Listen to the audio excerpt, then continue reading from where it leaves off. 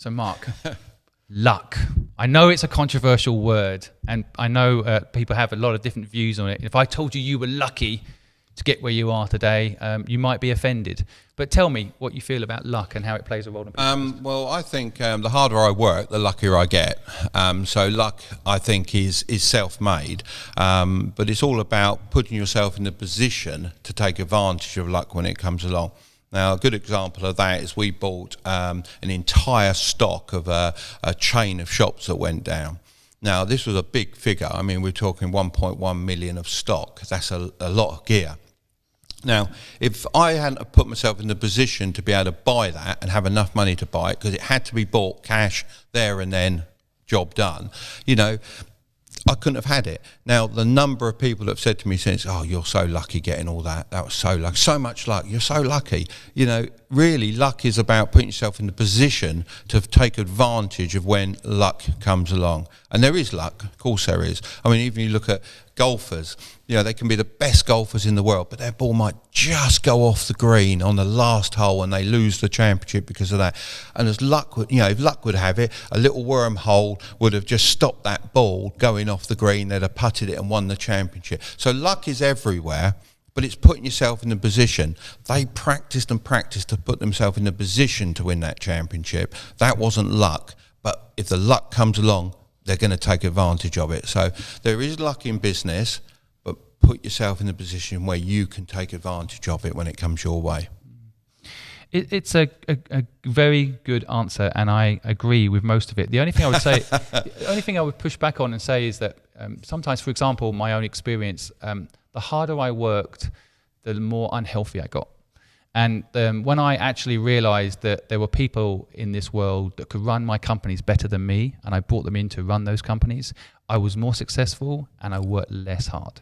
Yeah, well, that's definitely 100% true. But the fact you put that work in gave you the ability to be able to see that you were getting stressed and see that you needed that help. So, you know, that might not necessarily, in my eyes, doesn't transfer as luck. I mean, it's making very good decisions to put the right people in, and that's something I've always tried to do in my business. You know, account side of things, I'm no good on all that. You know, there's so much nowadays, so much red tape. I have a very, very good general manager who looks after all of that. My wife looks after the accounts. You know, we try and put someone in all the different positions that need it. There's always someone better than you, you know, at what they do. And as soon as you're able to get to that point to bring them on board, frees up your time and they do a better job.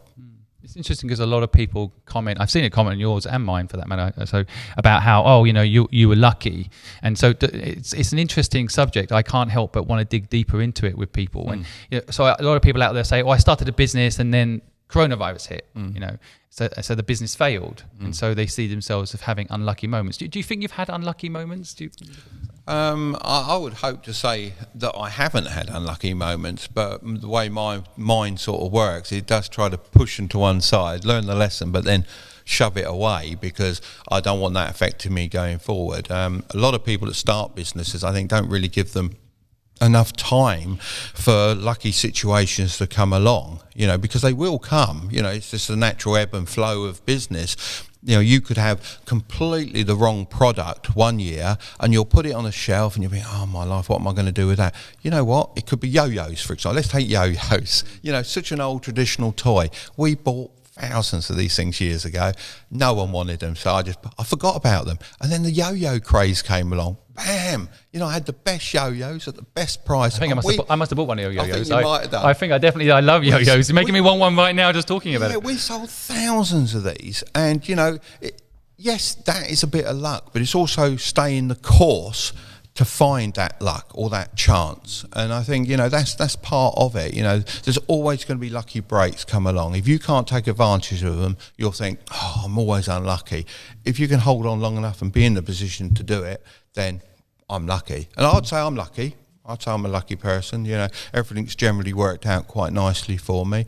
But I do forget about the bad things. So, which is a good idea to forget them, I guess, sometimes. So don't let them be a burden. See them as an asset, something to, as you say, to learn from. And we did do a video on, we reckon, £200,000 worth of things that I've probably done wrong in my career, and we put that up on YouTube. And it's strange things. One of the biggest ones is probably losing your social network, which we've touched on that before. If you lose that network, that can be worth a lot of money to you. I'm not meaning that in a cruel way, but people that like you do business with you, and people that do business with you have friends, and if they like each other, they start, and it becomes such a good network of friendships, and that creates money. And there's definitely a monetary value to having friends and a good social network. And you don't even have to do it for the money side. You do it because you want to. You want that social network. It makes working more enjoyable too. If the people you're working with are friends. And it's all about enjoyment, isn't it? Totally, yeah. I mean, I would take what you're highlighting there just a step further, because I couldn't agree with what you're saying more, and say that people. I can talk about myself.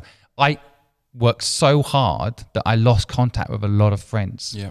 And on a personal level, it's just like getting your health back. You have to really fight to re-establish friendships. Friendships are actually really hard to build, especially the older you get. So I always tell young people, don't neglect your friends. You hear a lot of these gurus in America saying, any loser friends, get rid of them. That's such bad advice, Like, your friends are friends, and network is network. And like you say, there's a network that you monetize, which definitely a lot of my friends, we do businesses together. Yeah.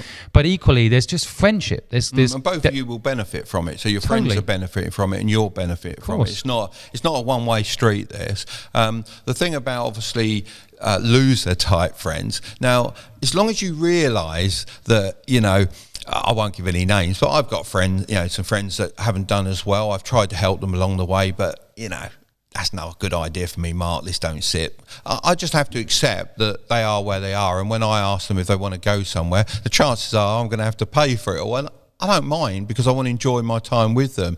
I don't believe in cutting anyone off, but I think you've got to distinguish between the people that are going to help you rise and the people that they're not knowingly going to drag you back, but they will if you don't recognise that. I think there's a definition there between the two.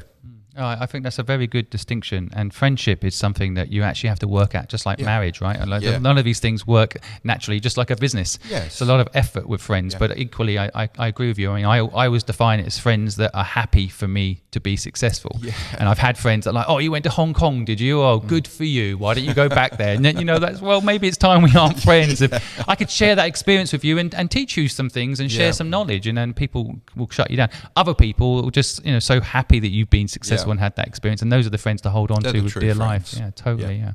Mark, you're a star, literally. Thank you so much for coming on today and sharing. I've enjoyed it very much. Yeah, it's been wonderful to have you here. Thanks. Let's reach some more people. Let's do it. Yeah.